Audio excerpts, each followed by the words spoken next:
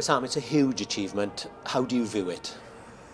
It's happened so quick. It felt like, you know, I was probably sat in this sort of scenario in 2011 when I was first given the captaincy, and it feels like the click of a fingers, and 34 caps later as captain, absolutely flown by. I do sort of appreciate that nowadays there are more games than there are, say, 10, 20 years ago.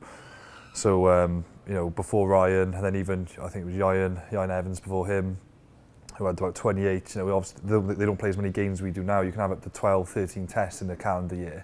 So I kind of, I take it with a pinch of salt because of that, but it is nice that, in the history books, you've got, like, say, Shane Williams, top try scorer, Gethin Jenkins is #1 with most cap players, and then most cap captains. It'll be quite strange being at the top of some sort of list, being the #1 at something. So that is nice, and it's, I have found it, particularly in the early days, it was quite a lot of pressure.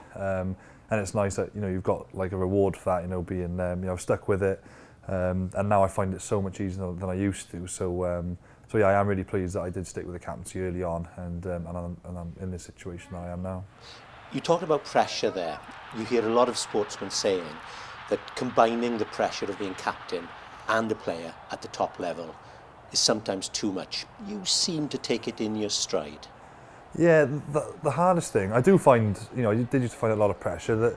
The pressure I didn't find was the actual responsibility of being a captain. It was more if you don't have at least an 8 out of 10 performance, then you get questioned as being captain. So you've got to do all the captaincy stuff, and you've got to back up the performance, which is understandable.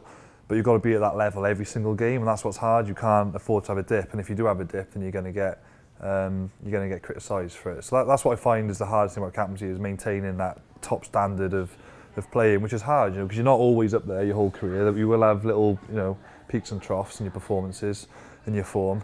So maintaining that sort of form, I find that pressure anyway, and expectation, is probably the hardest thing about being a captain.